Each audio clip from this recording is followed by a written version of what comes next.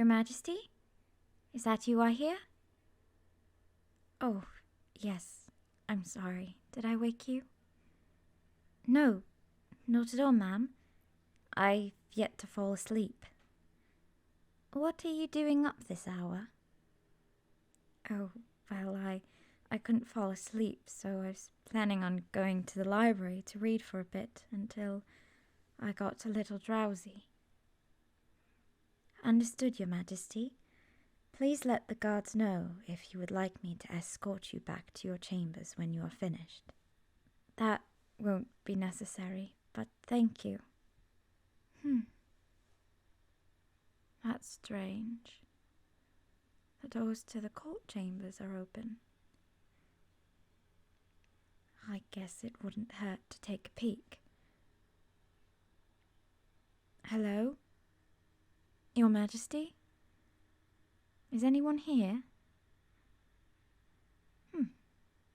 I guess not. Well, would you look at that? This map is bigger than some of the tapestries in the palace. This map shows every inch of the Arestan Empire and beyond. Interesting. Tiny figures, men in armor, horses. Some of them even have different weapons. And they are all spaced out to the west. Now, what on earth could they be planning this time? At all? No. A military parade? No. Intimidation? No. From the looks of it, they planned to send soldiers west into the Northern Territory. He wouldn't dare go to war with them, would he? Your Royal Highness, I'm so sorry. I did not hear you come in. No.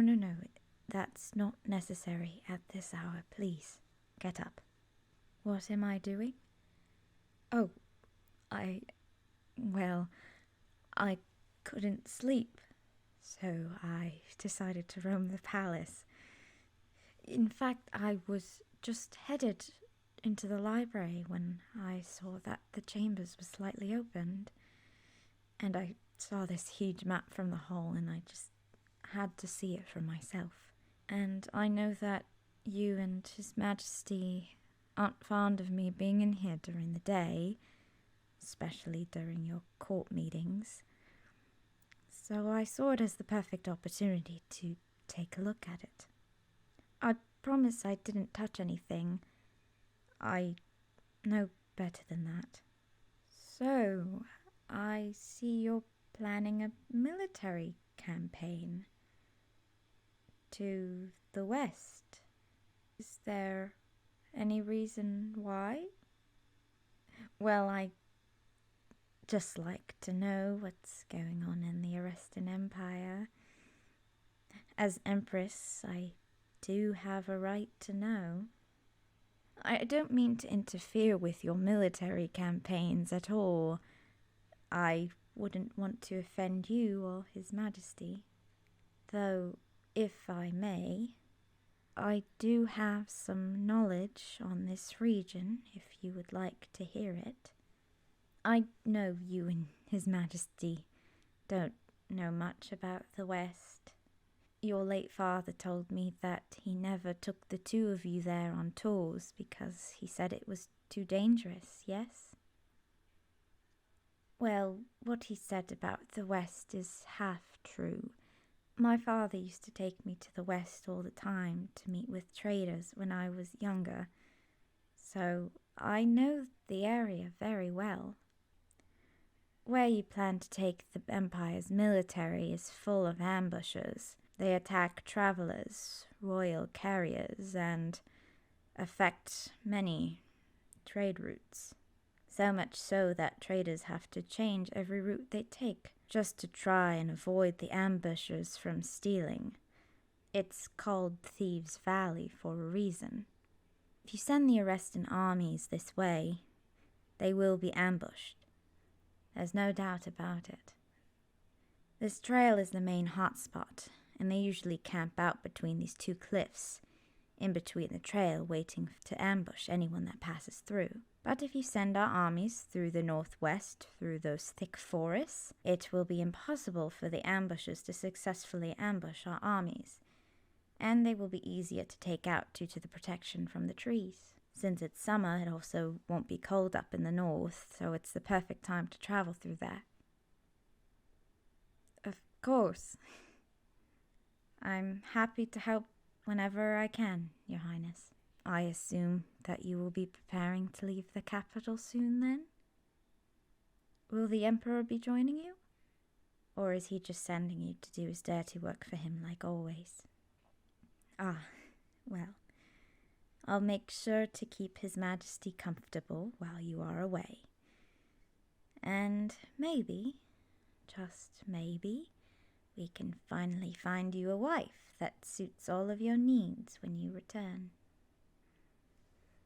I'll have the prettiest of women send portraits to the palace at once, if that is what you wish. Your Highness, I will have you know that many women have come of age since your brother became emperor, and you will be getting the first pick over my eldest son. The Empire's women are yours to pick from. Perhaps you should choose a wife before the war. You know, as another military strategy. I suggest picking a woman from a noble house that supports this war. That way your army can have more funds to spend. You and me both know that His Majesty will only spend so much on this war, so he can spend the rest of it eating and drinking as much as he wants.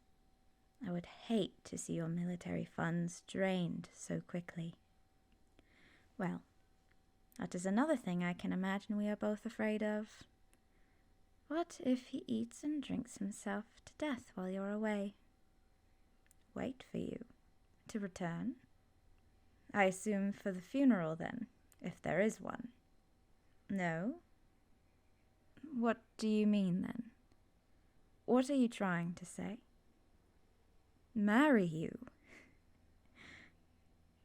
Your Highness, you are my in-law. I couldn't possibly marry my dead husband's sibling. What? You regret not marrying me all those years ago, don't you? Well, it's a little too late for that now, isn't it? Besides, Your Highness, haven't you always disliked me? I disinherited you with my children. You should despise me. I took your chances at the throne farther and farther away from you. But despite all that, you would still want to wed your dead brother's widow. You are leaving me speechless, Your Royal Highness. And it is far too late for me to be thinking about this right now.